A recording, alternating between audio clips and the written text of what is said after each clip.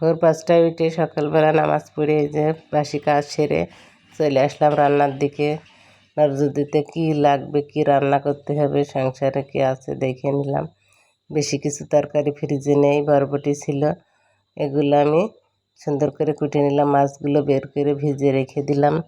এখন এই তরকারিটা কুটে নিয়ে রান্নাটা বসিয়ে দেবো। এদিকে রাইস কুকারে চাল ধুয়ে দিয়েছি। এখন বরবটিগুলো কোটা হয়ে গেল, পরিষ্কার করে ধুয়ে নিলাম, সঙ্গে একটা আলুও দিয়েছি।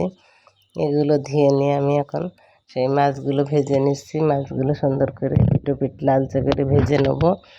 লাল লাল করে, বড় মাছ তো একটু ভালো ভাজতে হবে, ছোটো মাছ হলে না ভাজলেও হয়। তারপরে আমাদের একটু ভাজা ছাড়া খেতে চায় না, মাছটা সুন্দর করে লাল লাল করে ভেজে নিতে হয়। আমার ছেলেও পছন্দ করে না, লালচে করে না ভাজলে, একটু আশা থাকলে খাবে না। তো দেখেন কেমন হয়েছে ভাজাটা। এখন আমি একটু পেঁয়াজ ভেজে নিচ্ছি, একটু মশলা ভুনা করে নেব সুন্দর মতো নিয়ে। শুকনো মরিচ বাটা দিয়ে রান্না করব, ঝোলটা অনেক সুন্দর দেখা যাবে। কাঁচা ঝোল দিয়ে রান্না করলে ঝোলটা সাদা দেখা যায়, কিন্তু খেতে ভালো, শরীরের পক্ষে গ্যাসও হয় না। শুকনো ঝোলের তরকারি খেলে অনেক গ্যাস বাড়ে। তবু বাটা তরকারি বাটনা অনেকটা বাটা ছিল, শুকনো ঝালটা আমি আর নষ্ট করছি না, এর ভিতরে দিয়ে দিই। তো দেখেন ভুনা করা হয়ে গেল আমার। সঙ্গে লবণ, হলুদ, আদা রসুন বাটা যাই ছিল দিয়ে দিলাম, অল্প অল্প দিয়ে। আমি একটু তেল দিয়ে পানি দিয়ে মশলাটা ভুনা করে নিলাম। এর ভিতরে আমি একে একে মাছগুলো আমি দিয়ে দেব। মশলাটা একটু ভুনা করে নিয়েছি, এখন অল্প ঝোলই রেখে দেব, বেশি ঝোল আবার আমাদের খেতে চায় না। তাই মশলার ভিতরে যে মাছ কটা দিয়ে দিলাম, 7 পিস মাছ ছিল, এগুলো আমি এখন সুন্দর মতো রান্না করে নিলাম। এই তো হয়ে গেছে আমার রান্নাটা। ঝোল বেশি রাখছি না, অনেক ঝোল আবার পছন্দ করে না সব খেতে। এই সমান সমান হয়ে যাবে। দেখেন আমার এই মাছের ঝোলটা ফাইনাল লুক কেমন হয়েছে কমেন্টে জানাবেন। এই কড়ার ভিতরেই আমি আবার বরবটিটা ধুয়ে রেখেছিলাম, এটা আমি বসিয়ে দেব। এই তরকারিটির ভিতরেও আমি এভাবেই ভুনা করে নেব তরকারি। মশলাটা দিয়ে একটু নাড়াচাড়া করে দিয়ে নিচ্ছি। পেঁয়াজটা একটু ভাজা ভাজা হলে একটু বাসনা করে ভালো, পেঁয়াজ ভাজার একটা সেন্ট আলাদা। মাছের তরকারি তো, এই যে আমি এখন বরবটিটা তরকারির ভিতরে দিয়ে দিলাম কড়াইতে। এই ছিল আমার রান্না আজকের। তাড়াহুড়া করে রান্না করে নিচ্ছি, রান্না করে রেখে যাব একটু কোটচাঁদপুরে। শুকনো মরিচ মানে শুকনো মশলাপাতি যাবিতে যা লাগে, মাসের বাজার ফুরিয়ে গিয়েছে, এগুলো আমি কেনাকাটার জন্য। এদিকে যে বরবটির মধ্যে সেই বড় রুই মাছের কান চাওয়াল থুতনি যা ছিল সেগুলো একটু নাড়াচাড়া করে রেখে দিয়েছিলাম, এগুলো দিয়ে আমি চচ্চড়িটা করে নিছি। দেখেন কত সুন্দর হয়েছে দেখতে, কালারটা অনেক সুন্দর হয়েছে। একটু ঝোল কমলেই আমি তরকারিটা নামিয়ে নেব, সিদ্ধ হতে থাক। দেখেন আমার ঝোলটা শুকিয়ে গিয়েছে, অল্প অল্প একটু ঝোল থাকতে চচ্চড়ি রকম থাকবে সামান্য। এই অবস্থায় আমি এখন তরকারিটা নামিয়ে নেব। দেখেন কেমন সুন্দর হয়েছে।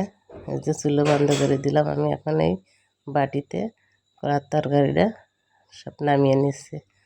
দেখতে কতটাই সুন্দর হয়েছে, অল্প অল্প একটু ঝোল ঝোল আছে। এখন আমি তরকারিটা নামিয়ে নেব। দেখেন কত সুন্দরই না হয়েছে। এদিকে খাওয়া দাওয়ার পর্ব শেষ করে চলে গেলাম কোটচাঁদপুরের দিকে, রওনা হলাম উদ্দেশ্যে কেনাকাটা একটু শুকনো বাজার করার জন্য। মাসের তেল যা লাগে, যাই কিছু শুকনো বাজার মাসে লাগে সেই সবগুলো কেনাকাটার জন্য। এই যে আন্দুলপোতা কৃষ্ণ একেবারে ছাড়িয়ে চলে আসলাম কোটচাঁদপুর, যেখানে স্থানে এই কালীপাড়ার এখানে একটু বসার জায়গা আছে, এই জায়গায় আমি বসে থাকি, যে বেরিয়ে নিয়ে এখানে একটু রেস্ট করি। এই জায়গায় 3টে ফুল গাছ ছিল, ফুল গাছ 3টে ছবি আমি আবার উঠিয়ে নিলাম। সঞ্জে ফুল তো দুপুরবেলা উঠাইছি, ফুলগুলো সব মরে গিয়েছে, আর এই ফুলটা কি আমি জানি না, কিন্তু আমি ছবিটা তুললাম। হলুদ গাছের মতো গাছ, লম্বা লম্বা সাদা ফুল। আর এই যে পাতাবাহার গাছটাও এই জায়গায় আছে, ডিম ঘরের সামনে। ফুল গাছ 3টে ফুল গাছ দেখে আমার খুব ভালো লাগলো, তাই গাছ 3টের ছবি উঠিয়ে নিলাম। দেখতে অনেক সুন্দর। সঞ্জে ফুলের বীজও 2টো শুকনিয়ে ছিল, বীজ 3টেও আমি ছড়িয়ে নিয়ে আসলাম। এই যে আমাদের কেনাকাটার কাজ এর ভিতরে শেষ।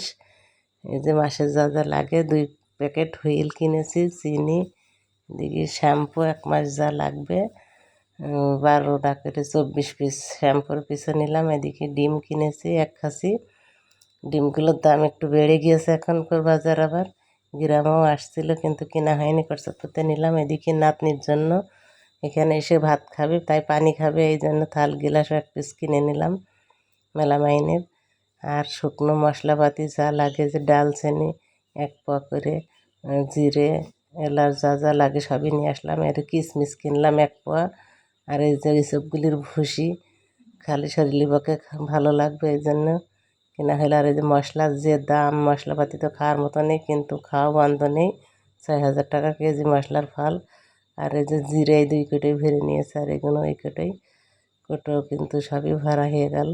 মশলাটা কি দাম পড়েছে বেশি।